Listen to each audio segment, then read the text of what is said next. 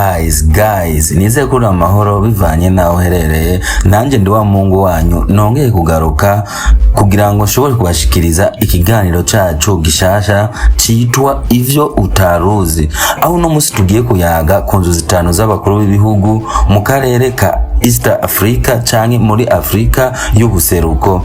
Ndetse nongera ndagusaba wewe ukiri mushasha hano kuri Lilivox TV ko no gusaba ukagira subscribe, share, like, comment kugira ngo tubane kugira umuryango wagutse.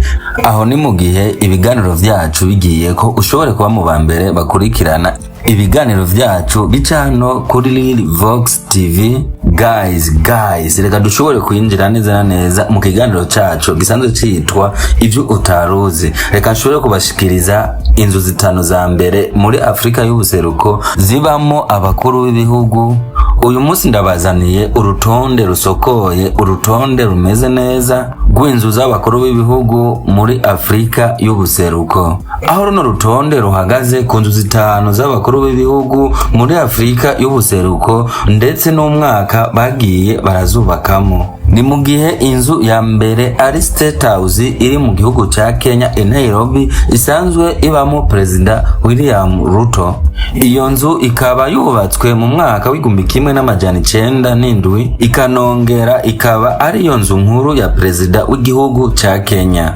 Ikaba yashoboye kubakwa mu gihe c'ubukoroni bw'Abongereza. Muri ico gihe iyo nzu yatanguye ari inzu y'umugenerale yari ayoboye abakoroni bariko barakoroniza igihugu ca Kenya. Igihugu ca Kenya kimaze kwikukira, aho iyo nzu yahoze ari y'umugenerale yahavuwe ihindurwa kuba inzu y'abaperezida b'igihugu ca Kenya, ikongera ikaba nimwe mu nzu za kera zigikora mu karere ka Afrika, aho iyo nzu ifise amateka y'imyaka irenga 115. Aho hanakurikira inzu yitwa State House y'igihugu ca Uganda, aho iyo nzu yubatswe mu mwaka w'1894. Iyo nzu neza na neza isanzwe ibarizwa hafi y'ikiyaga Victoria, kandi iyo nzu ikaba yubatswe mu gihe c'abakoroni bariko bakoroniza igihugu ca Uganda. Igihugu ca Uganda kimaze kwikukira mu mwaka w'1962 niho yashobora guhindurwa inzu y'umukuru w'igihugu, ikanongera ikaba inzu ya kera y'abaperezida hano mu karere ka Afrika y'ubuseruko. Ni mu gihe hakurikira inzu ya State House iri i Dar es Salaam mu gihugu ca Tanzania, na nyene isanzwe ibamo umukuru w'igihugu. Ikaba yubatswe mu mwaka w'1865, ikaba yahinduwe inzu y'umukuru w'igihugu mu mwaka w'1961. Niho yashobora guhindurwa ikaba inzu y'umukuru w'igihugu. Igihugu ca Tanzania kimaze kwikukira niho iyo nzu yashoboye guhindurwa iba inzu y'umukuru w'igihugu. Mu mwaka w'1961 niho igihugu ca Tanzania cyashobora kwikukira, ndetse ni naho iyo nzu yashoboye kuba y'umukuru w'igihugu wa mbere ariwo Julius Nyerere, ikanongera kuba imwe mu nzu za kera zigikomeye cyane hano mu karere ka Afrika y'ubuseruko. Aho hanakurikira inzu y'umukuru w'igihugu c'u Rwanda Paul Kagame, isanzwe ibarizwa muri Kigali. Ni mu gihe iyo nzu yubatswe mu mwaka w'1973, ikanongera ikaba inzu nkuru ya Perezida w'igihugu c'u Rwanda. Ino nzu ikaba ibarizwa muri Kigali ku mugwa mukuru w'igihugu c'u Rwanda mu mwaka w'1994, aho iyo nzu yashoboye gusubirwamo ndetse ikaba n'inzu nziza cyane mu karere ka Afrika y'ubuseruko.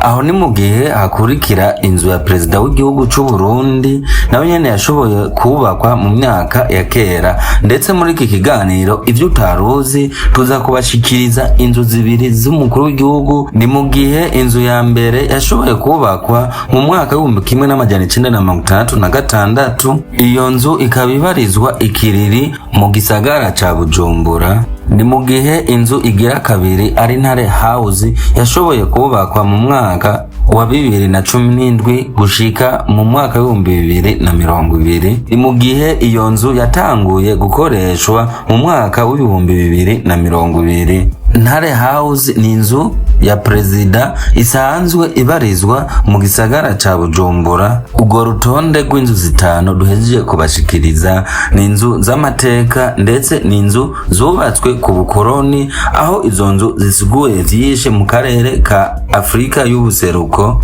Guys, aha niho ikiganiro ivyo utaruzi gishoboye kugarukira, ndetse nongera ndagusaba wewe ukiri mushasha kuno rubuga rwa Lilivox TV ko ushobora kugira subscribe, share, like hamwe na comment kugira ngo tubandanye kugira umuryango wagutse, umuryango rugari, kandi n'ibiganiro bigiye ko ushobora kuba mu bambere bumviriza ibiganiro byacu bica kuri Lilivox TV.